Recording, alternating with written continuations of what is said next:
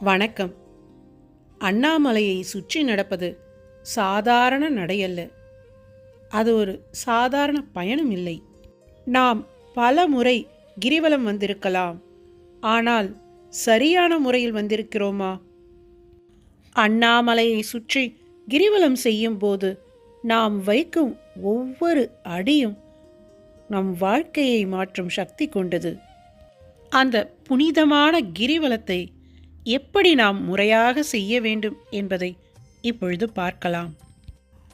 திருமலையை வலம் வரும் அன்றைக்கு பெண்களை கனவிலும் நினைத்திடாமல் நீரில் மூழ்கி தூய்மையான ஆடை உடுத்தி விபூதி அணிந்து இடையே இயன்ற அளவில் அறம் புரிந்து பிறரிடத்தில் ஓர் உதவியும் பெறாமல் காலினால் நடந்து மலையை சூழ்ந்திருக்கும் தேவரை பணிந்து சட்டையும் போர்வையும் இல்லாமல் மலைவலம் வருதல் வேண்டும்.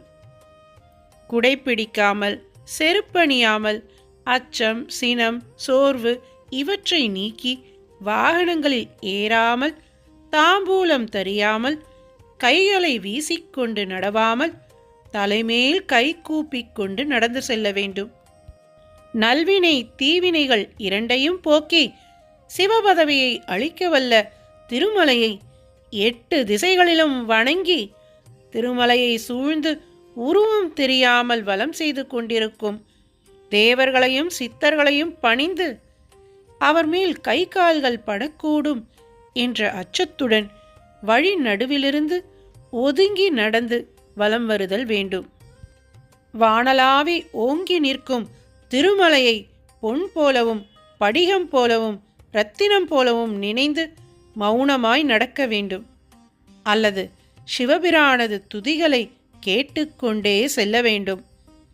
இவ்வாறாக வலம் வந்து திருக்கோயிலினுள் சென்று சிவபிரான் திருவடிகளை வணங்கி தாம் இருக்கும் இடத்திற்கு வந்து சிவனடியார் சூழ இருந்து பழம், பால் இவற்றை உண்ண வேண்டும். அவ்வாறு செய்ய இயலாவிடின் மாமிச உணவினை நீக்கி தூய்மையான உணவினை உண்ணுதல் வேண்டும். திருமலையின் 8 திசையிலும் திக்கு பாலகர் 8 பேரும் தம் பெயரினால் சிவலிங்கங்களை நிலைநாட்டி பூஜித்து இருக்கிறார்கள். பார்வதி தேவி மலையின் கிழக்கு திசையில் பவளமலை போல் ஒரு லிங்கத்தை உண்டாக்கி பூஜை செய்தாள்.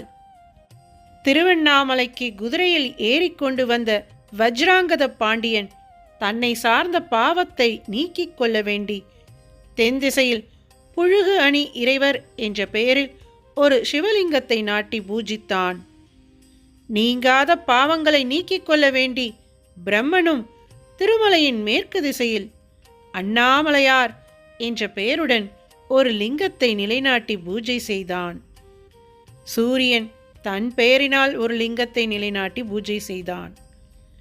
அன்றியும் அம்மலை சூழலிலே தேவர்கள், நாக உலகத்தார், சித்தர்கள், முனிவர்கள் ஆகியவர்களால் நிலைநாட்டப் பெற்று பூஜிக்கப் பெற்ற சிவலிங்கங்கள் இவ்வளவு என்று அளவிட்டு கூற இயலாது. சிவபிரானது வடிவமான சிவலிங்கங்கள் அண்ணாமலையின் எல்லையை சுற்றி 3 காத தூரம் வரை வானத்தில் விளங்கும் நட்சத்திரங்கள் போல நெருங்கி இருக்கும். இந்த நகரத்தின் சிறப்பினை எவரால் முழுமையாக உரைக்கக்கூடும் என்றார் பிரம்மதேவர். அண்ணாமலையை சுற்றி நாம் வைக்கும் ஒவ்வொரு அடியும் வீணல்ல. அது நம் வாழ்க்கையை சுத்தப்படுத்தும் ஓர் ஆன்மீக பயணம்.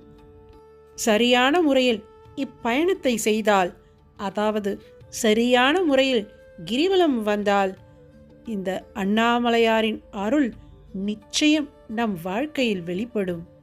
ஓம் நம சிவாய.